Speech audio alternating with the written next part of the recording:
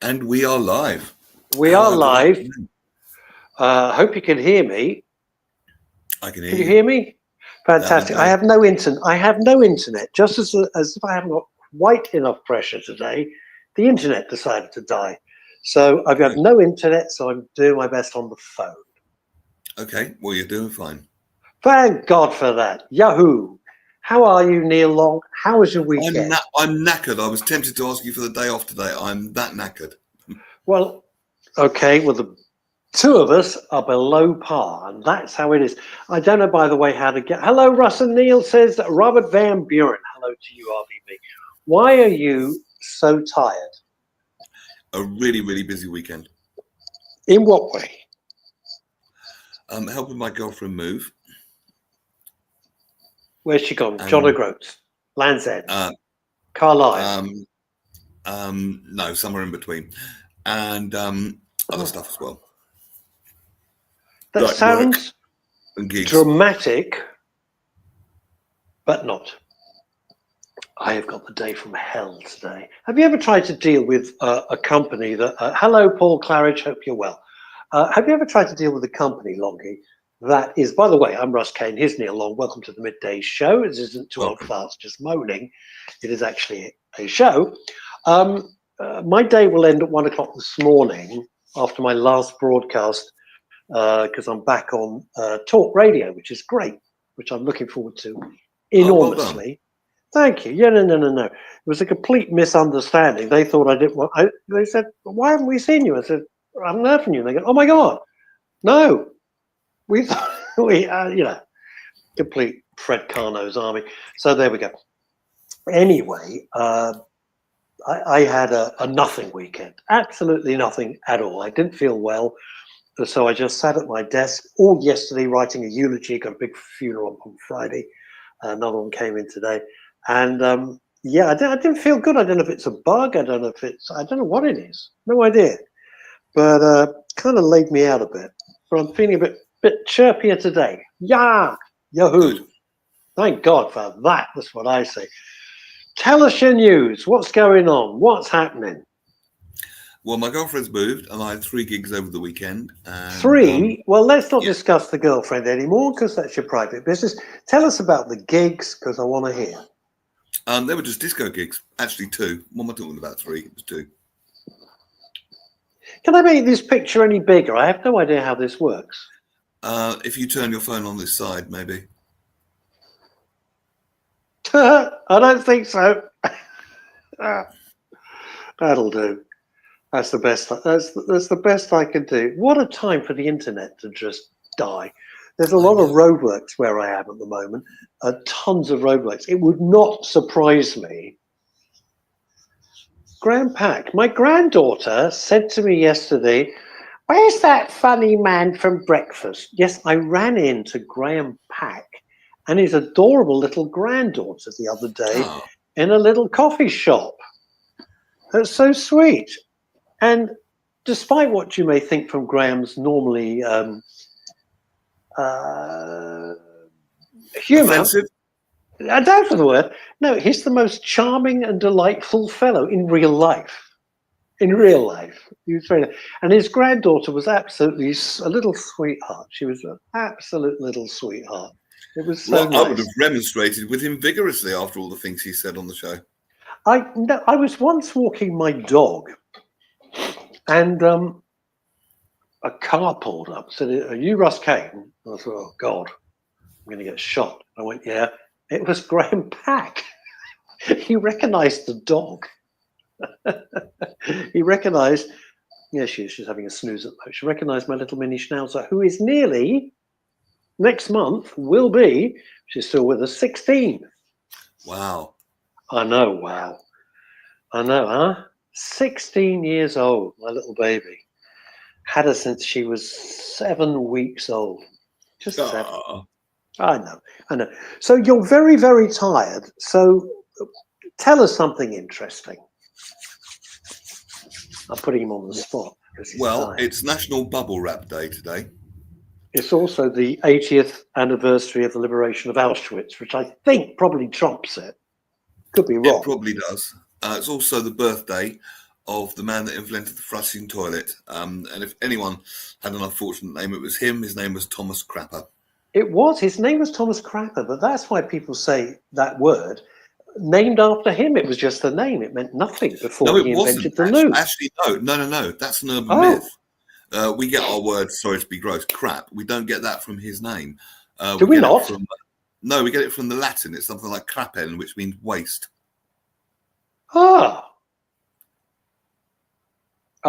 Here's a question. Is Longie tired from his 3 gigs or his girlfriend? I'll let you make your own answer to that, Graham. You can make your own mind up, big boy. Well, I don't know. I've yet to meet this femme fatale. I'm overexcited straight away. I was meant to be doing an interview after the show, and I've had to cancel that because I just have. Because I've got to travel miles after this and then sit for about 2 hours waiting for a van. Oh. Have you ever had a conversation? You say, well, look, I need to know when you're going to be there. It's somebody, I'm selling something from a storage unit, which is about a 2-hour drive from me at the moment. Well, it'll take me about 2 hours to get there. The rest of it's irrelevant. And I'm like, could you tell me when you're going to be there? Well, between here and here, I said, it's a storage unit. I can't sit in my car for 4 hours waiting for you that you get here between here and here. It's not like I'm sitting at home. You know, if I'm sitting at home, it doesn't matter, right? If I'm sitting in a storage unit where there isn't even a loo, no. So now they give me a 2-hour window. God damn. 2-hour window.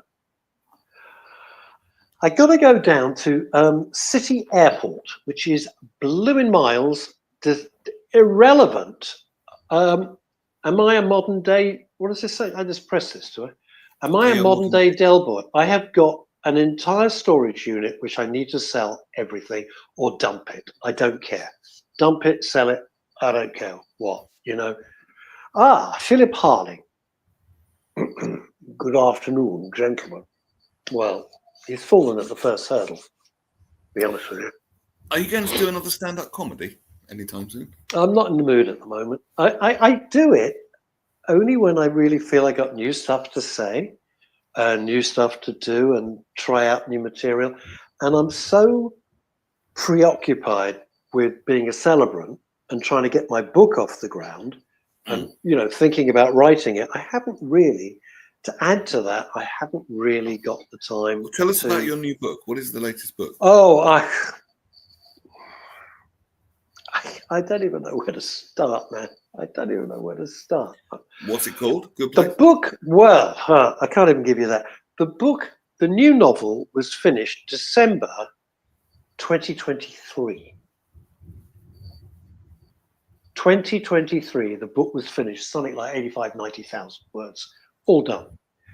And then my literary agent and I start going backwards and forwards and backwards and forwards, and then things shift in as much as what publishers want. So publishers wanted cozy crime, right? The Richard Osman type stuff. So I'd written a procedural police thriller about a serial killer in London. And suddenly they go, no, we've got enough cozy crime. And I go, what? No, we've got enough cozy crime. We're booked with cozy crime till 2027. What we want now is horror. And I went, what do you mean cozy crime? What's cozy? Cozy crime, Sophie Hannah, Janice Hallett, probably Anthony Horowitz, any of the Richard Osmond, any of those books would be cozy crime. So, you know, like Shakespeare and Hathaway, Death in Paradise, any of those shows is cozy crime. That's what it's called. You're not ringing a bell? Actually, no. You're not being serious. What, you never heard of Death in Paradise? Oh, yeah. You've never heard of Agatha Christie? Well, of course. Well, there you go, cozy crime. Oh, right. That's what it is. No thanks. There'll be no dog meetings. Thank you very much, Paul. Ebony is much too old and much too frail. She's not going to be hooking up with any other dogs. Very kind for the offer, but no. Thanks a lot. Am I going to name? Very good. After I get, am I going to name your book after another racehorse? No, What does that Rosie, mean? I don't think I am. Well, the joke is the last book was called The Gatekeeper, and Rosemary Jessup, who's a delightful person, turns out there is a racehorse called The Gatekeeper, and every time it's running, she sends me a message. Ah, So I put a little bet on it. oh, I see. Yeah, it's funny. It's just weird, isn't it? Oh, I see. Now, Paul, So I don't want to be rude to you, but honestly, Ebony's much too frail. It's finished, all of that sort of stuff. So I the can't new take book's her not going to be anywhere. called Sugar or something like that. The new book's called Red Rum by Gum. I don't know. I keep changing the title. Anyway, So did you have to rewrite your book? I am rewriting the book, rewrote all the synopsis, and we agreed it and then changed their minds again. So now it's set in another time period, and I haven't got the energy right now. Do you know what? I haven't got the energy right now to even tackle the damn book. You know, once you've wait a minute, written the you book, finished a book, and then yeah, they say, finished it. "Oh, we don't want that anymore." So Yeah. you're kind of in hock to the publishers, are you? No, not at all. Well, in hot means I owe them money, which I don't know. I don't owe any Sorry, publisher a penny. wrong phrase. I didn't mean that. So basically, if they say we don't like it, change it, you have to do it. Well, here's the thing. Yeah. You can always self-publish and ignore everybody and go ahead with it, which is fine. Not a problem at all. But the literary agent has to go in and sit opposite a 20-something, oldest 30-year-old woman, who is the gatekeeper, no pun intended, and sell it to them. They have somebody of 20, oldest age 30, will not have the same reference points in their mental vocabulary or their memory as somebody of 40, 50, 60, 70. Of course they won't. So that's the thing. So no publisher will see anybody face to face. It has to go through an agent. Whatever you might think goes through an agent. And if all those wonderful stories that you read about people going, "Oh, I wrote this and they grabbed," no, it's all rubbish. It's all absolute PR hype. It's not true at all. If a manuscript goes to a major publisher, unsolicited, not via an agent, it goes straight in the bin. They won't even look at it. They won't even open the envelope. Why is straight that? in the bin. Why is that? Because they're receiving thousands of unsolicited manuscripts a week. Thousands. All right? Thousands of books that nobody asked for arrive on their desk. So the first line of defense is it has to go through a bona fide literary agent. Right. Or you haven't got a chance. So these wonderful stories you read in the press about, Fred Smith wrote this and yes, the publisher snapped it up. Didn't. Not true. Not true at all. True. Absolutely not true. So my view is I take a very commercial view of this, is that I've got to give something that the agent can sell. It's no good me arguing and saying I'm right, you're wrong.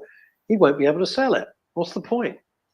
Then it takes such a long time to write a book. What if they change their mind again? Oh, they might. You see, interestingly, when my agent said they want horror, and I said to him, we had a huge meeting, long meeting. Our meeting's like 4 hours long. And you told me horror was finished. Even the major horror writers were done. And when I say major, I'm talking about Stephen King.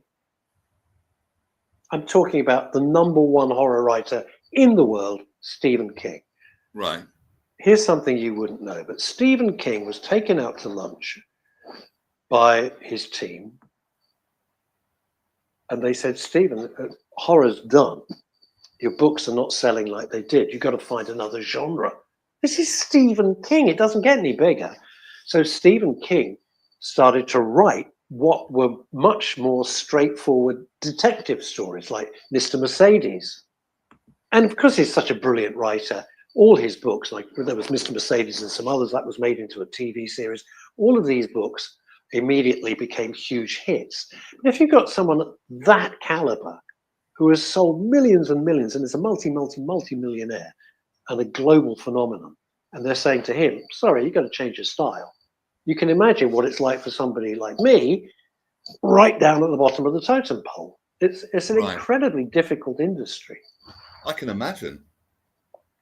It gets, I mean, I'm going to put it into perspective for you. J.K. Rowling, probably the most famous author in the world at the moment, has been for 20 years. Would you agree? Yeah, okay.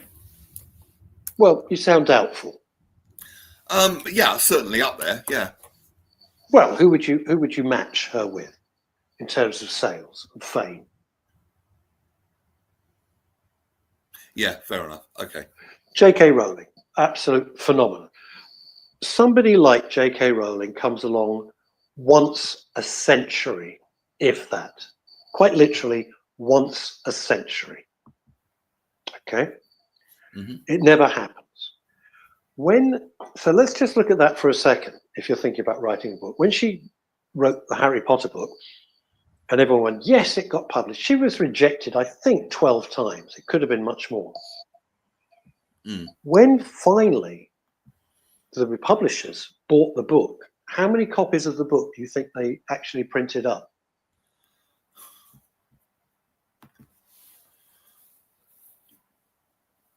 Have a guess. 1,000. No. 500. No They way. had absolutely no faith in this book whatsoever.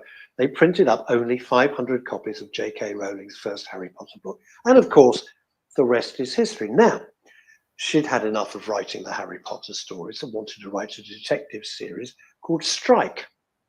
Cormoran Strike is the man's name. It's become a TV series as well. And she writes these books under the name Robert Galbraith. All right? Yes. Robert Galbraith.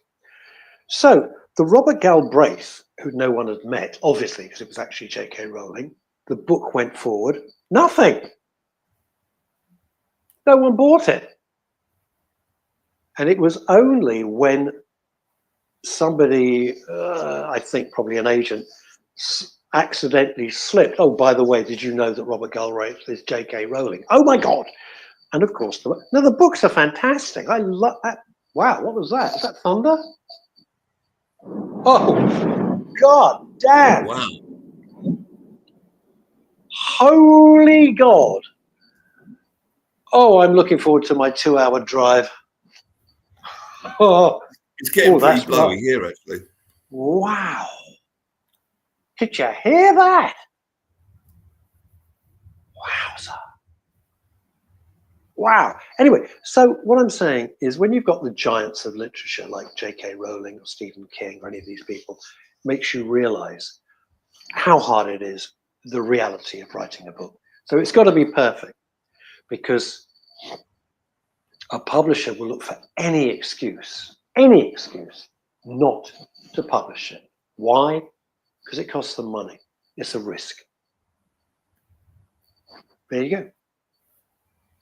So that's why you either is self-publishing the route, do you think? Yeah, but it's very expensive. Yeah. Yeah, it's very expensive to self-publish. I mean, the time you finish, if you do it properly. Hello, Liz Spedicall-Saul. Hello, boys. How are you? We are all the better for seeing your little smiley face. This wind is absolutely killer. It really is. Oh no, have you been having curry again? Something's going to fall over in a minute, I'll tell you. Probably me, the way I've been feeling the last few days. That aerial's not going to last. I can see an aerial. That's not going to last. Actually, I've been more concerned about the trees at the back of your house, Neil. It's been cut. Oh, well, that's good. Graham Pack is saying it's thunder here in Bushy and there are hailstones. And Philip Harling says, afternoon, Liz, which is very, very nice. Afternoon, Philip. Yes, Bushy is a little bit further south than where I am currently, which is Dunstable. We had very heavy rain and hailstones about half an hour or so ago, but I've just been accused by a load of my colleagues of being some sort of weather god, because as soon as I started packing up to leave and finish my shift, the sun has now come out. But I did say on the weather forecast all morning that there would be bright spells, then heavy scattered showers. I'm going to put the lights on. Hold your horses. Chat amongst yourselves, gang. We will. Yes. So I've got bright sunshine here at the moment. You've got a load of wind.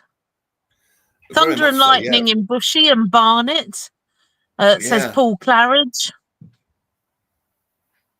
Living in Barnet. Rosemary has just sent us a pic of the storm. Oh, very nice. Maybe you can try and send that on? What did you send that on, Rosemary? Yes. Paul, I'd be interested to know what you think is so amazing about Barnet, because I grew up there. I grew up in Totteridge in the London Borough of Barnet, which Russ also knows very well. I do, yes. I quite enjoyed it there, although there were some dodgy elements to it. Actually, what was one thing that was nice is we used to go and watch Arsenal play at Underhill, which is the old home of Barnet FC in the pre-season. That was quite cool. Oh, good God, yeah. Although you just said the word Arsenal on the midday show, which means that you owe me £1,000. Yes. Well, you won yesterday, so I'm sure you'll cope. I'll try. The women's game, that is, the WSL. Does it matter? Does it matter? Yes.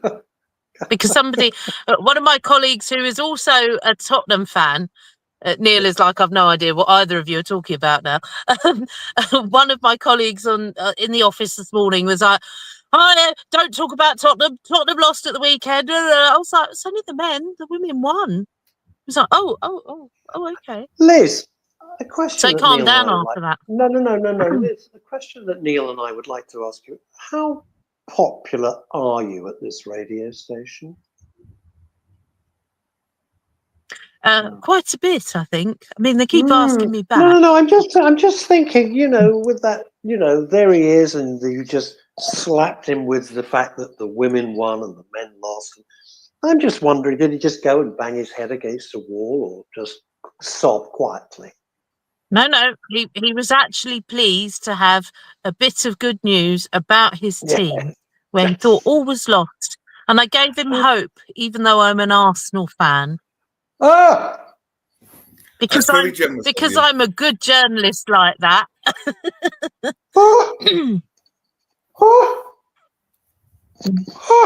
Shut your mouth, the flies will get in. Neil, you never... No good appealing to him. He doesn't know one end of a football from the other. But Neil is meant to be my pal. He never warned me. I've got a very, very difficult day till 1 o'clock this morning, and now I've had this news. Sorry. Russ. Oh, Longie, mate. Russ. Go. What? He wouldn't tell you. Because do you know what? Historically, he's a Chelsea fan, thanks to his dad. Right. Sorry. Chelsea. I'm not a Chelsea fan. I'm not a fan of anyone. You're a fan of me and Liz. You like us. No. Exactly. I'm not a fan of any football team. Neither. Paul Claridge says, Liz, do you notice the moment she turns up, everyone ignores us like we're yesterday's news. And Liz, hello, Liz. Hello, Liz. Anyway, Claridge says this. Boys. We love you all too.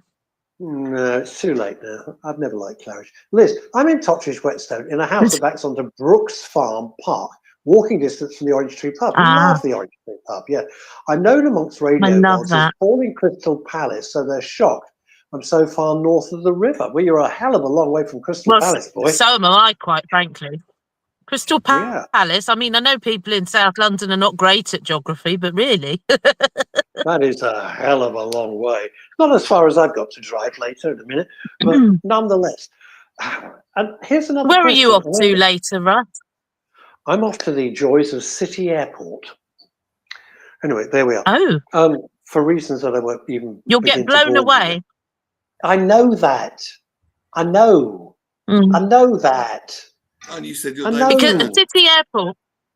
City Airport is quite a windy airport anyway, but with the I added know bonus that. of I can't take this anymore. I'm going to storm, run whatever away. it is. Storm bastard face, it's called. Françoise Pascal. I live in She Crystal lies in Crystal Palace. No, she lives in Crystal Palace. Oh, I see. She could read the weather report. It would be sexy, frankly. Who knows? I love looking at Françoise Pascal's Facebook posts because she's had such an amazing life. And She look, was a guest. just to point out, she said hello to everybody. You've not been left out. That's because she's a proper person. Okay. She's a grown up. She's a grown up. She loves me and Neil. That's why. Yeah. What's this? She loves. She loves yeah, everybody. Yeah. Well, she loves me and Neil lots. Yeah. God, I'm in a weird mood. I can't read what that says even with my glasses on. What does that say? Somebody read it out. I used to spend years going up and down Totteridge Lane as I lived in Edgware, and my then girlfriend, who's now my wife, lived in Whetstone and then Winchmore Hill. Live in Northerners. Yes, you would do. Totteridge Lane is very long. It is. What is it? 5 miles? That road? 5 miles. It was my dream, my whole life, to live on that one road. Something like that. Did. Yes. No. And it's not you 5 miles could long. because you've got a few. You have a few little houses, and then you've got the Parade shops by the station. Then you come down the hill. There's the park. There's a few more shops. There's a turning for Oak Tree Drive, which is where I lived and grew up. Go There's up the hill then towards the orange Totteridge Green. Yes, Yeah. and the Orange Tree pub that Paul Claridge mentioned, that's still By there. That was next to my primary school, St Andrew's C St of E. Andrew's School. Oh, Yeah, did you used to pop out for a beer? That's it. Yeah, she did. I She was did. only about 6. She went out for a fag and a beer. And it accounts for that's why she went straight to the BBC. Fell straight into their culture. Oh, very funny. It's true. I didn't actually. I only joined the BBC 11 years ago. Liz, it was a 11 joke. years. Liz, I it's know. not This Is Your Life. It's not a documentary. God. I'll tell you what I watched last night that I haven't seen. Meanwhile, yeah, anyway, so I wanted to live on that road my whole life. I thought, I never will. And then on Totteridge Lane. And then eventually I did. And it was a horror show. And I have to avert my eyes at certain spots because it triggers me so badly. Why? Whenever I drive up and down it. Really? Why? I have to. Well, my wife died there, so it was horrible. Oh, I had my wife died there. Oh, I had horrible experiences, and I think it was just a very bad house for energy and vibes, and has just shocking memories. Shocking. So when I drive past, I literally avert my eyes so that I don't see the house anymore, because otherwise I get triggered. Yeah. Interesting. It would do. It's a huge thing that happened there. Yeah, it was slightly. And we've got, hang on. Françoise Pascal says, I used to live in Totteridge Valley Camp in the 70s. Also, Lionel Blair used to hang about. Lionel Blair. I met Lionel Blair. So did the Beverly Sisters. Where did you meet Lionel Blair? That Neil sounds Long. a bit dodgy. Well, there was a local family around Someone's here. living room. There was a local family around here that used to raise money for charities by putting up tons of Christmas decorations. When they have this massive display and people come and put money in. And they got Lionel Blair to open it one year, and they invited me because I was on the radio, and I met him in their front room. Hello, dear. How are you? Excellent. He's a really nice guy. Beverly Sisters. I did panto with Lionel Blair. He was very nice to me. Oh, no, you didn't. No, stop it. No, he died some years ago, and he was predeceased by his sister Joyce. They used to be like a duo. What have we got? Yeah. Paul Claridge says, yeah, I know. I'll be back there from time to time. Don't get me wrong, I love Crystal Palace too, as I've been there since 1992. But this part of Barnet is just so nice. It's like being in the countryside, yet still easy reach from central London. That's how Paul Claridge speaks. He does have a point. There's lots of famous people lived or live Mickey in Most, Totteridge. yeah. Graham Pack, you took the words out my mouth. I've been trying to say for the last 5 minutes that Mickey Most live in the Roman-looking building with the columns. And I went to school with nursery school, not only with your daughter, apparently, Russ, but also Mickey Most's daughter was at the nursery school as well. That's right, because Mickey and I would see each other most days dropping our kids off at the little nursery school. Here's the weird thing. Mickey Most built that house. If you don't know, most of you will know, because we've got the midday show vibe, who Mickey Most was. But if you're watching in America, he was one of the most famous producers and managers of pop music we've ever had in this country. And he had a record company called Rat Records, R-A-K. Excuse me. Anyway, he built that house. There was huge objections to him building that house. It was the biggest private house built in post-war Britain. Still is. It's gigantic. And when Mickey died, he died young and tragically, because he was always in the recording studio. And this will interest you, Neil Long. Yeah. That, of course, in those days, these recording studios were lined with asbestos. The walls and ceilings for sound deadening, they used a lot of asbestos. He got asbestos in his lungs and it killed him. Oh, dear. So when I remember that. Yeah. So when he died, his widow, Christine, obviously had this huge house to sell. I mean, gigantic. I can't tell you how big it is. It's, mansion doesn't cover it. And it was given to the fabulous Nick Staten, the estate agent, who's a mate of mine. And Nick was had the strictest instructions.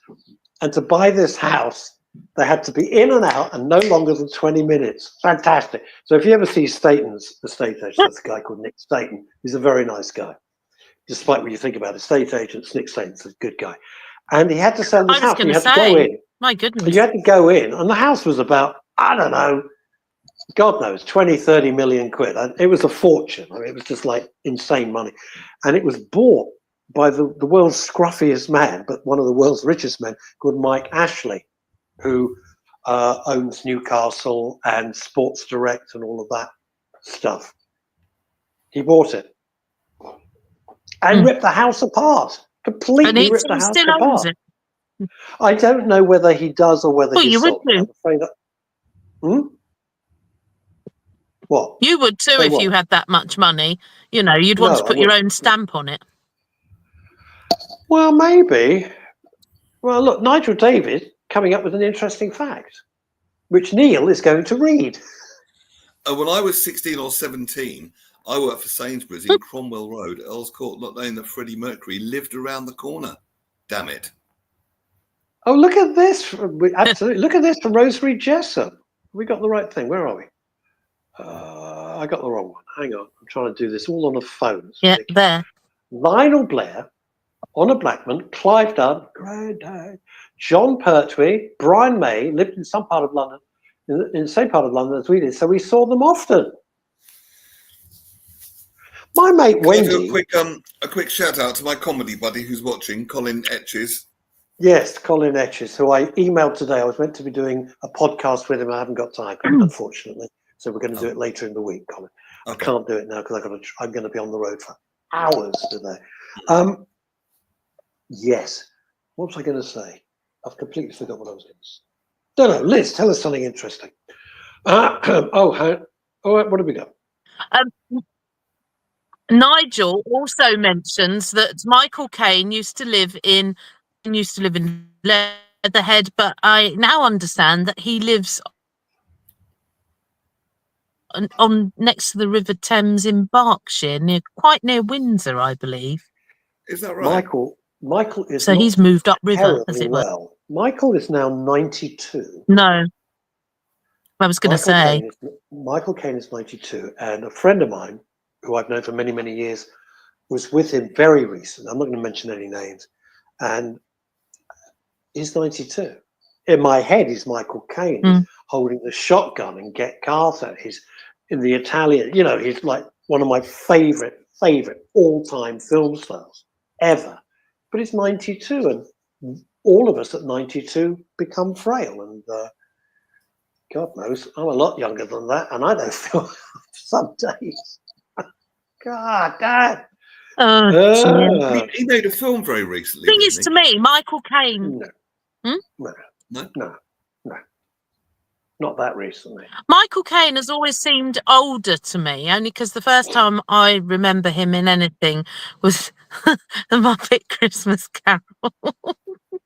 And he played Scrooge. So what was this? He looked like Christmas a grumpy Carol? old bloke then.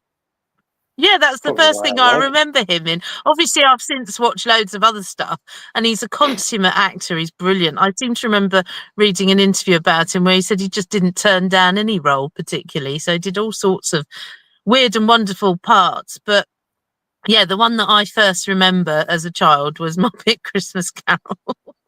He was asked once. So to me, he's never aged because he looked old to start with. No, he was a young, handsome. What, in Zulu?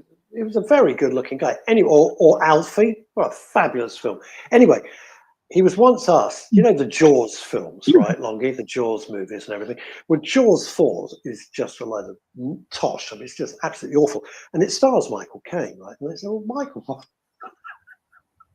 why did you take the role? It's a terrible film. He said, well, I needed a new swimming pool. I just love that honesty. I think it's great. Why did you do it? Well, I needed a swimming pool. Okay. Oh, that's right. It was a film with Glenda Jackson called The Great Escaper, about people escaping from a care home. That was it. I knew there was a recent one. Yes. In I'd forgotten that. And that was based on a true story as well. I think the chap in question left the care home so he could go to some, actually very tellingly, given what day it is today, to go and see end of World War II, to go to end of World War II commemorations in France. So he escaped his care home to go across the Channel. I say that's very poignant for the day because today, of course, is Holocaust Memorial Day. It is. It's the 80th anniversary of the liberation of Auschwitz. And to my amazement, the BBC this morning, and I wasn't expecting it, no offense to you, Liz, but you know my feelings on this. We've talked about it. Did a magnificent broadcasting from outside outside Auschwitz and inside. It was beyond moving. I had to stop watching eventually because I was getting so choked up. And it strikes me two things. I know this will get slightly heavy, but it's the 80th anniversary of this, of one of the greatest horrors of mankind of all time. So first of all, let me position this. It's Holocaust Memorial Day for every Holocaust, everyone, not just World War II, where 6 million Jews were mass murdered on an industrial scale, but every other Holocaust as well, everywhere. It just happens to be the 80th anniversary of the liberation by Soviet troops of Auschwitz. And they couldn't believe what they found and the survivors. So two things come to mind to discuss, right? Number one, Holocaust deniers, you are just sick bastards. You're sick, you're stupid, you're ignorant. You're like flat earthers, but dangerous. Flat earthers are just stupid people. Why would people do that, Russ? Because they are so filled with hatred. They are so racist, they can't bring themselves to admit the facts. That's why. They are vile, and there will be people in the world who don't see something like that as being wrong. Well, you've got one, people who think, they don't see it as wrong. And two, people who say, well, it never happened. And those people, you're disgusting. It should be illegal because it's not an opinion. it's racist filth. It's not an opinion. You know, an opinion is Paul McCartney's the greatest musician of the 20th and 21st century. That's an opinion, not a fact.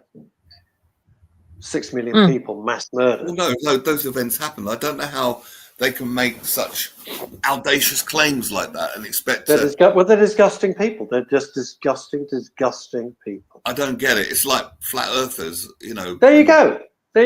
You know, how much evidence do you need, you stupid, brain dead morons? And the second thing is that, sorry, go on, Longie. No, after you. You carry on.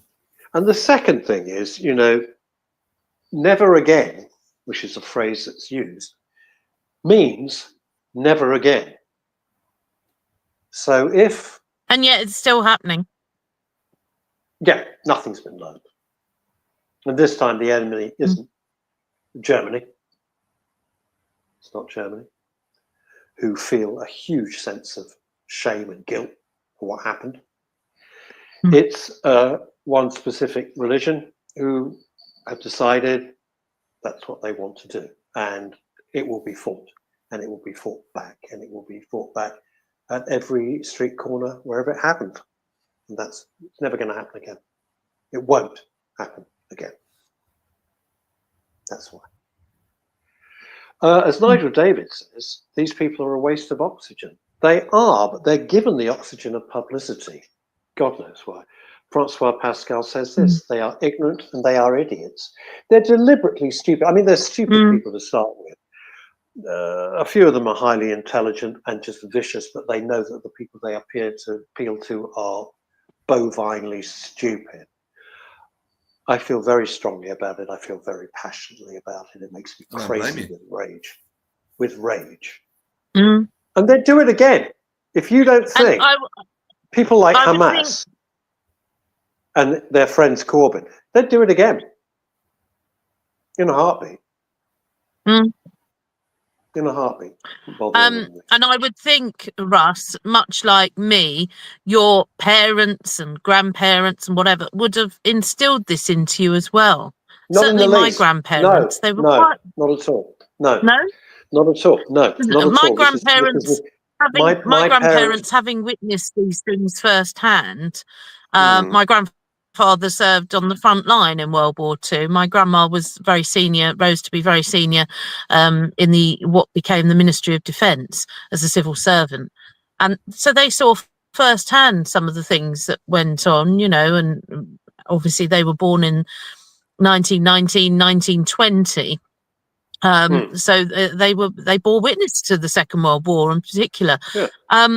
And they had, you know, they sort of said they were very reluctant and it is a generational thing. They were very reluctant over German relations, you know, and buying German products and the whole German repatriation and reparations and things like that. And I was brought up thinking that, you know, well, don't trust anyone really, one way and another, because, you know, we grew up in London with the IRA taking pot shots at people. So if it wasn't one terrorist organisation as such, or group, or individual, it was another. So it was just a sort of, I think it made me quite streetwise, but as far as the Germans were concerned, it was sort of like, oh, not sure if I can trust them.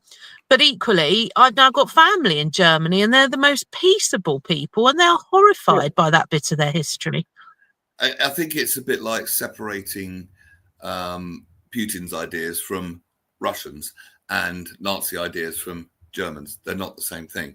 You know, many people are just ordinary people who are disgusted by these things, of course. In the same way that I'd be disgusted when Britain went around raping and pillaging in history. You know what I mean? Yes. Yes. Hello, Alexis. Yes, Alexis Park. Here's the. I don't know if we've learnt anything from history. You know, if you live in London, I'd like to think. I'd like to think on the one hand. Hang on.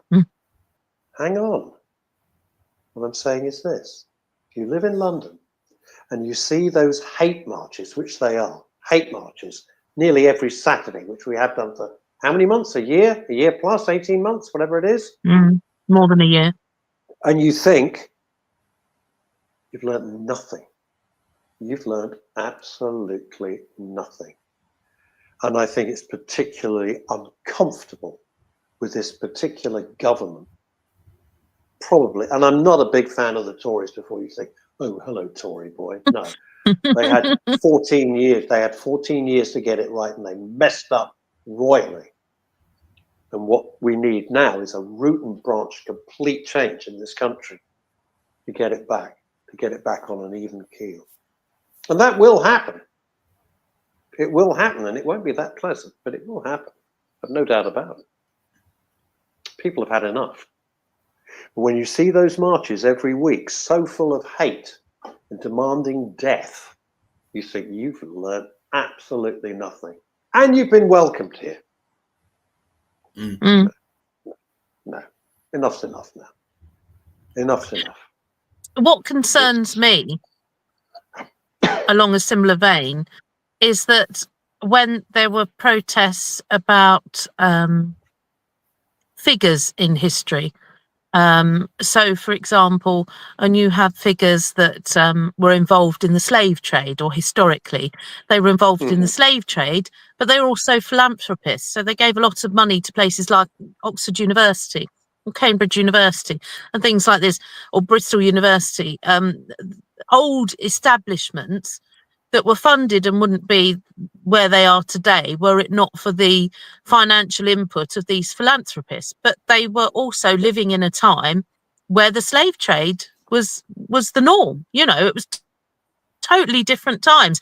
And yet you get these people coming along, oh no, that's terrible, we're going to push the statue into the river. And you think, yeah, that's ridiculous. You can't let's whitewash just talk history about, let me hold you, let me hold you there. The woman behind pushing the statue in Bristol was the head of the BLM, Black Lives Matter, the biggest Marxist con artist the world's ever seen, right? All of those funds for BLM, a lot of it was siphoned away. And they only retrieved a very part of it from the same woman. It's a disgrace. It's an absolute con. The head of BLM got 3 mansions, if not more, with relatives on salaries of $1 million plus. It's insane. Well, Alexis, it's not just a bent charity. It's a cause that has absolutely no justification, because all lives matter. All lives matter. But to make political capital out of that professional scumbag George Floyd was a disgrace. And people saw it. So when you see pictures of that idiot Starmer, along with Angela Rayner, who I wouldn't let sort out 2 people in the bus queue, right, on taking their knee, you're pathetic. You're pathetic. You really I think are. it's you have important, no right. actually. You have no right to be governing us. The point that some of these were making was that, oh no, we can't keep these statues up. It's wrong. It's this. It's that. Actually, leave the statue up. If you feel that history was so bad, leave it up so people know how bad it is. Where we would make mistakes is where you try and brush it under the carpet. Leave that stark reality there, so that future generations may not make the same mistakes. And that's why we keep talking about the Holocaust, the horrors of it. And it is too much. I've been reading it all morning. I've been covering it in the news. Solid 7 hours of bulletins on today is Holocaust Memorial Day. This is what's happening. Different people speaking about it. Hertfordshire has the biggest concentration now of Jewish people. There was a very London. moving thing on Radio Jackie News this morning, and it was talking to a Holocaust survivor, and she was describing how her family were kidnapped by the Nazis. No, not kidnapped, arrested, as if they had any right to arrest anybody. It's just unbelievable, and it's still relatively, in relative terms, recent in human history, isn't it? Yeah. And I find that really absolutely shocking. Yes, Yeah. And then you look around the world. And I don't know why. Wait a minute. 1,300 people massacred. Babies, tiny toddlers, shot in the head. Oh gosh, that won't happen again, would it? Yeah. And the world bows down, and the world. October 7th, I 2023. just despair. I just despair at the way that if you don't learn from history, you are doomed to repeat it. That's the thing. You're doomed to repeat it. Can't happen. Can't happen. For a lot of people, there was for a lot of people, it's like ancient history. Oh, why are they going on about it? Why, what is it like? The Battle of Waterloo? Is it like Napoleon? I mean, what is it? Henry VIII? No, it's not. It's now, and there are people still alive from those days now. Yeah. But why? The youngest Holocaust Hang on, Neil. Sorry, what, Neil? Was a year old.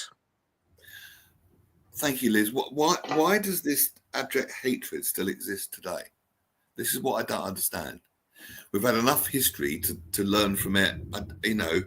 I don't understand hating a whole group of people that vehemently. When Hitler came to power, right? Because not everyone's sensible like you. Because when Hitler came to power, Germany was down in the complete doldrums and had the humiliation of losing World War One. Yeah, and he blamed the Jews for it. And so let's look for a scapegoat. If you look to the Middle East, right? Because the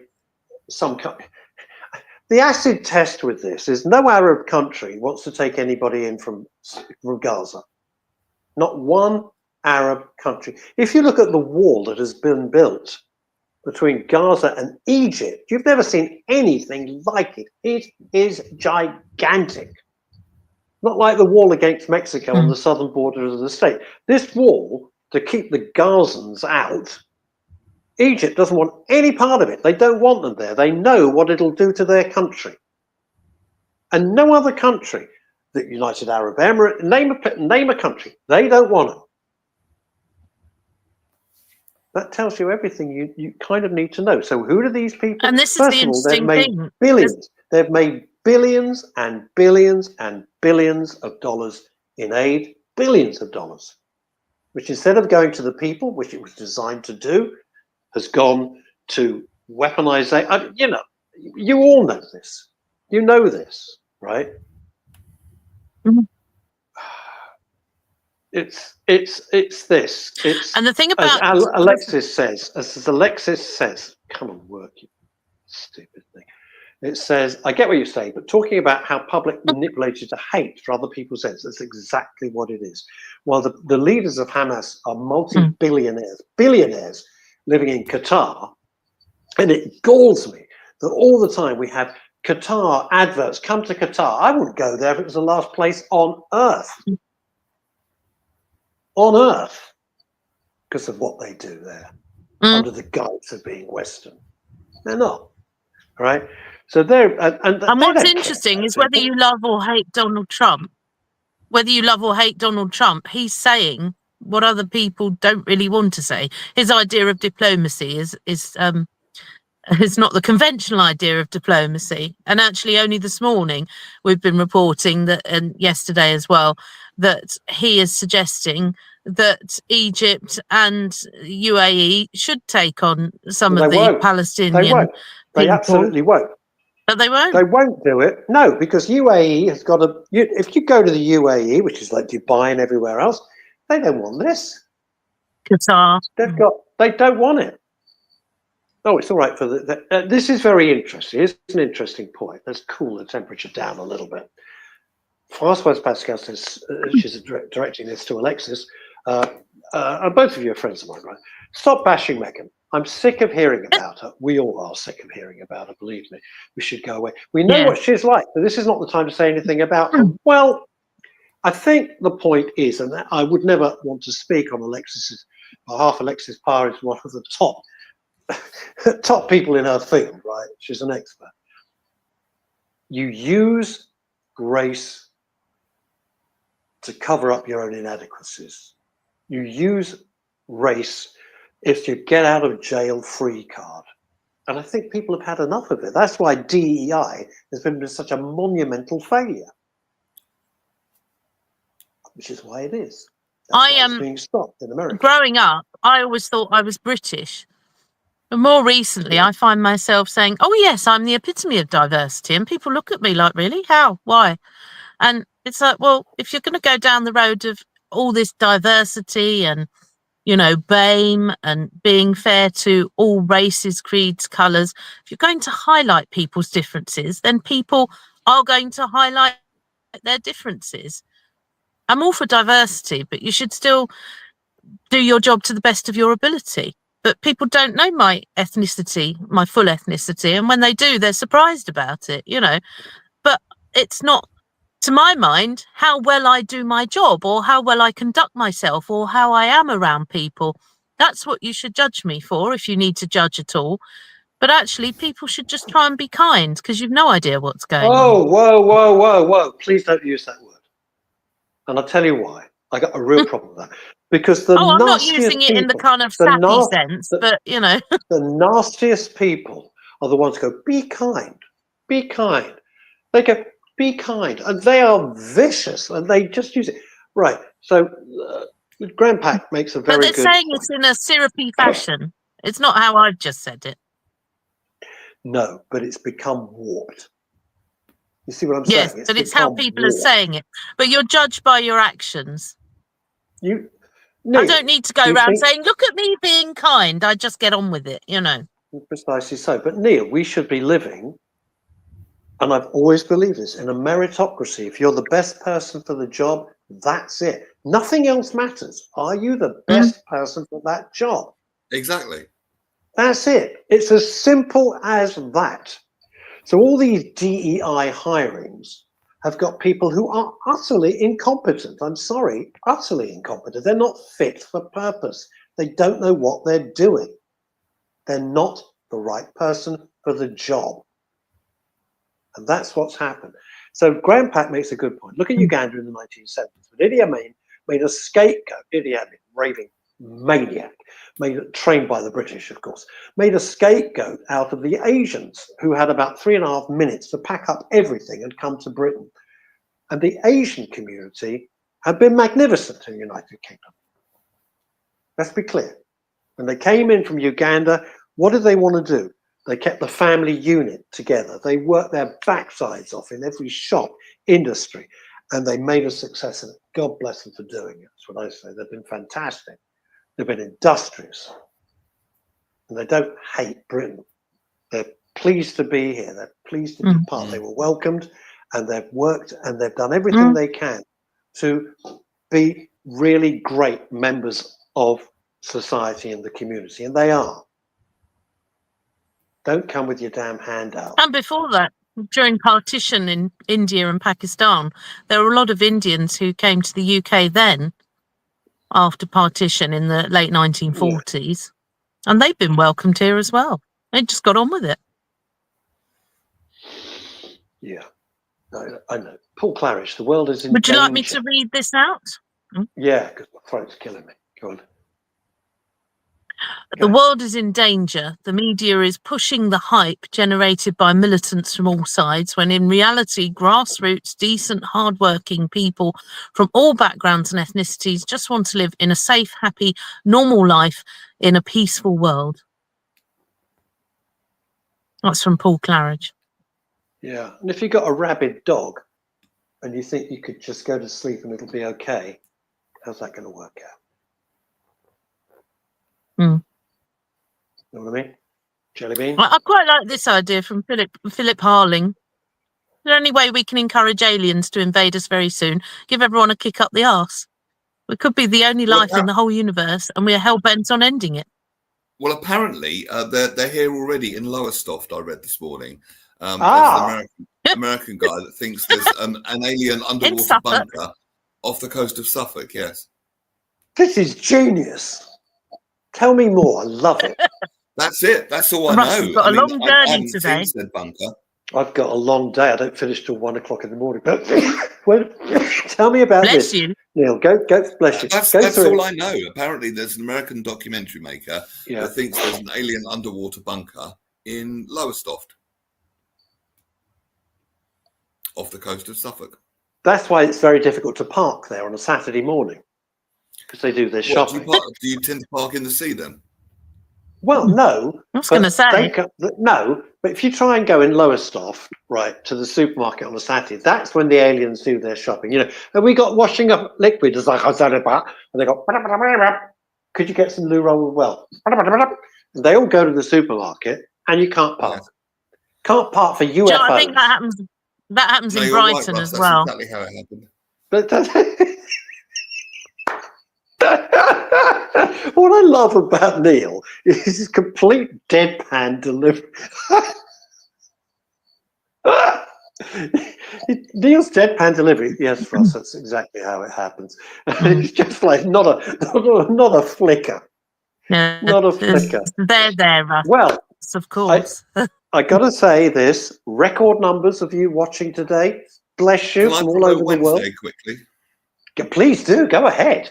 A mutual former colleague of ours. Do you remember Lula Bentz from Events at Capital, Russ? Yes, I do. She's now a major trauma-informed therapist, and we're going to be talking to her all about her work on Wednesday on the Midday Show.